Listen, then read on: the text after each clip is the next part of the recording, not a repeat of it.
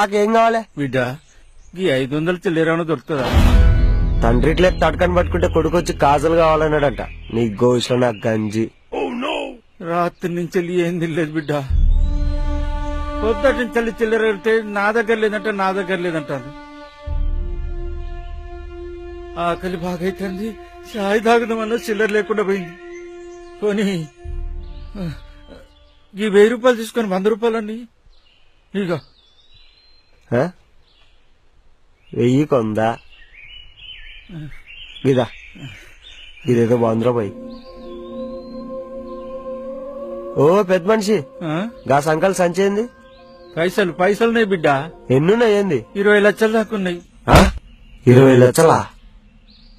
కన్ని పైసలు సంకల పెట్టుకుని ఎట్లా తిరుగుతున్నావు కాక? ఎవడైనా కొట్టేసా? ఊకో బిడ్డ, ఎవరు కొట్టేస్తారు? ఊకెత్తనన్నా తీసుకుంటలేరు. ఈ గాడి కర్మగాలు కొట్టేస్తే ఆని బతుకు కాశీ పోయి కొంగపీ తెచ్చినట్టు ఉంటది. 20 లక్షలు ఆడే నీకు? యాడి వంటి బిడ్డ, దుక్కు దున్ని కష్టపడి సంపాదించిన పైసలు ఇవి. అబ్బా దుక్కి దున్నితే 20 లక్షలా? చెవులేమన్నా శామంతి పూలు కనిపిస్తున్నాయా? గట్టంటమైంది బిడ్డ, ఎన్ని కట్టాలు పడ్డా నీకేమెరక? నాకొక్కగానొక్క బిడ్డ, అది బుట్టే వాళ్ళమ్మ చచ్చే. దాని పెండ్లి కోసమని 20 ఏళ్ల నుంచి కడుపు మార్చుకొని పైసా కూడబెట్టి మా ఊళ్ళో సావుకారు దగ్గర పెట్టిన. అవి ఇప్పుడు 20 లక్షలైనాయి. రాత్రి 9 గంటలకు సావుకారు 20 లక్షలు తెచ్చి, ఇగో నీ పైసలు నువ్వు తీసుకో అని ఇచ్చిపోయిండు. నా బిడ్డ టీవీలో చూసి జరిగిందంతా చెప్పే. వచ్చే నెలనే దాని పెళ్లి. అల్లుడు ఈ పైసలు వద్దానే. ఏం చేయాలనో అర్థం అయితే లేదు. ఇక పట్నం పోయినా పైసలు మార్చుకొని వస్తానని వెళ్ళిన బిడ్డ.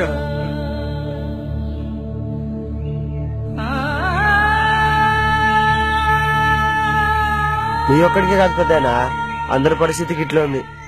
ఒకవేళ బయట పైసలు మార్చినా మస్తు కమిషన్ తీసుకుంటారు. అంటే లంచమా? నసవంటిది అనుకో. మోడీ చేసింది గిదేనా? గీంతేనా? గీంతేనా అంటే గంతే. ఏం నీకోసం ఏమని చాలనా? నా కోసం అని చెప్తాడు.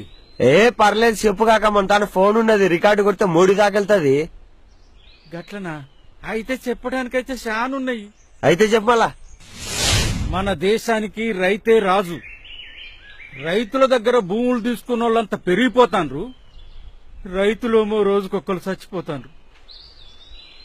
అందుకే రైతులను కూడా ప్రభుత్వోద్యోగుల కింద తీసుకుని నెల నెలా జీతాలిచ్చుకుంటా వ్యవసాయం చేయించాలి.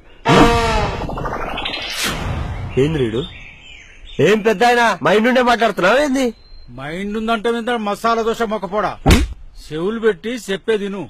చదువు చెప్పే పంతులకి, కాపలా కాసే పోలీసులకి, వైద్యం చేసేటి డాక్టర్లకి జీతాలిచ్చి పోషించగలేంది రైతులకిచ్చే తప్పేంది? వ్యవసాయం అంటే అందరికీ చీప్ అయిపోయింది. రైతు త్యాగం అందరికీ తెలియాలి.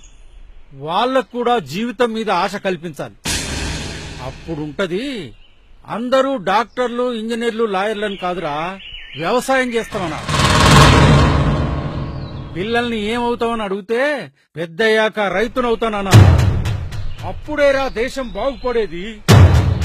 మేరా భారత్ మహాన్, మేరా భారత్ మహాన్, జై హింద్. పెద్ద ఆయన ఏమన్నా చెప్పినావా? ఈ వీడియో కనుక ఫేస్బుక్ లో, యూట్యూబ్ లో పెట్టి షేర్ చేస్తే మోడీ దాకెళ్తాది. చాలా విషయం ఉన్నది నీలా. నిన్ను గనక పిఎం చేస్తే మోడీకి మోడే కూర్చుంటావులే. గదంతేమో గాని బిడ్డ, ఈ పైసలైతే మార్పి రాదు. అరే పెద్ద ఆయన బయట బీచ్ తీసి నడుస్తుంది. ఉట్టు పుణ్యానికి పైసలు ఎందుకు పోగొట్టుకుంటావు? గప్పటిదాకైతే మా ఇంట్లో ఉందిరా, మస్తు చూసుకుంటా. రైతు అంటే రెస్పెక్ట్ పెరిగిందే నీ వల్ల.